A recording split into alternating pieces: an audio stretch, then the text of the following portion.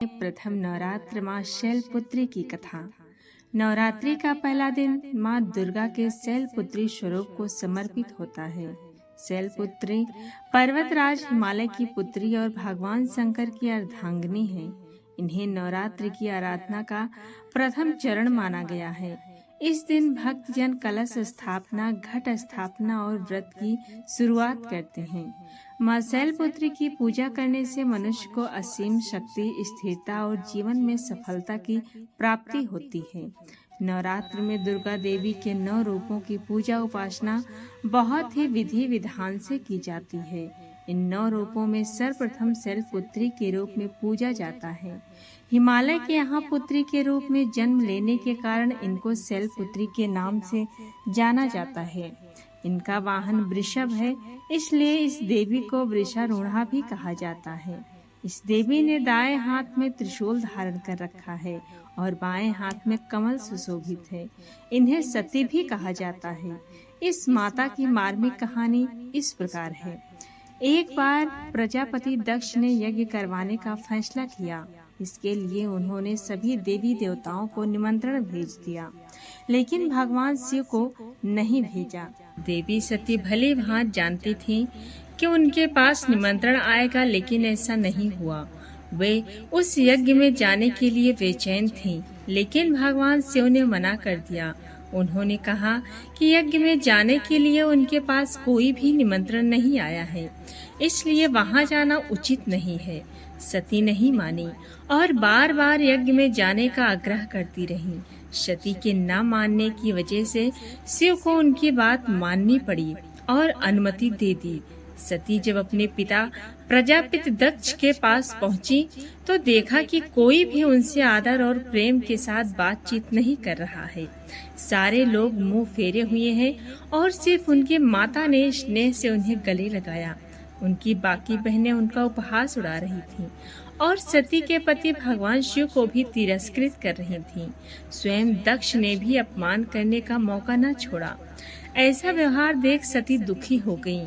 अपना और अपने पति का अपमान उनसे सहन न हुआ और फिर अगले ही पल उन्होंने वो कदम उठाया जिसकी कल्पना स्वयं दक्ष ने भी नहीं की होगी। सती ने उसी यज्ञ की अग्नि में खुद को स्वाहा कर अपने प्राण त्याग दिए। भगवान शिव को जैसे ही इसके बारे में पता चला तो वे दुखी हो गए। दुख और गुस्से की ज्वाला में जलते हुए शिव ने उस यज्ञ को ध्वस्त कर दिया। इसी सती ने फिर हिमालय के यहाँ जन्म लिया और वहाँ जन्म लेने की वजह से इनका नाम शैलपुत्री पड़ा। पार्वती और हेमवती भी इसी देवी के अन्य नाम हैं। शैलपुत्री का विवाह भी भगवान शंकर से हुआ। शैलपुत्री शिव जी की अर्धांगिनी बनी और इनका महत्व और शक्ति अनंत है। माँ शैलपुत्री का वास काशी नगरी वाराणसी में माना जाता है। वहाँ शैलपुत्री का एक बेहद प्राचीन मंदिर है, जिसके बारे में मान्यता है कि माँ शैलपुत्री के सिर्फ दर्शन करने से ही भक्त जनों की मुरादें पूरी हो जाती हैं। कहा तो ये भी जाता है कि नवरात्र के पहले दिन यानी प्रतिपदा को जो भी भक्त माँ शैलपुत्री के दर्शन करता है, उसके सारे वैवाहिक जीवन के कष्ट दूर हो जाते हैं। क्योंकि माँ शैलपुत्री का वाहन वृषभ है, इसलिए इन्हें वृषारूढ़ा भी कहा जाता है। इनके बाएं हाथ में कमल और दाएं हाथ में त्रिशूल रहता है। या देवी सर्वभूतेषु शैलपुत्री रूपेण संस्थिता। नमस्तस्यै नमस्तस्यै नमस्तस्यै नमो नमः। शिवरूपा वृषवाहिनी हिमकन्या शुभांगिनी। पद्म त्रिशूल हस्तधारिणी रत्नयुक्त कल्याणकारिणी। ओम ह्रीं क्लीं शैलपुत्रे नमः।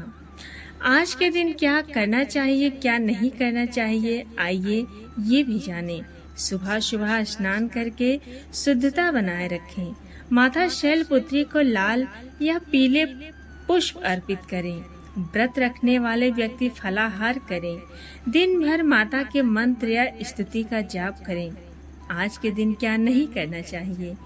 क्रोध, नकारात्मक विचार और वाणी में कटुता से बचें। मांसाहार, शराब, तंबाकू और नशे से दूर रहें। अनावश्यक विवाद, झूठ और अपवित्रता से बचें। पूजा स्थल पर गंदगी न रखें। दोस्तों, शारदीय नवरात्रि के पावन पर्व की पौराणिक कथाएं समस्त सदस्य गणों को हार्दिक शुभकामनाएं। माँ भगवती की प्रथम शक्ति स्वरूपा माँ शैलपुत्री से आप सभी के सुख एवं समृद्धि की प्रार्थना करती हूँ। जानकारी अच्छी लगी हो तो अधिक से अधिक लोगों को शेयर करें और हमारे चैनल को सब्सक्राइब जरूर करें।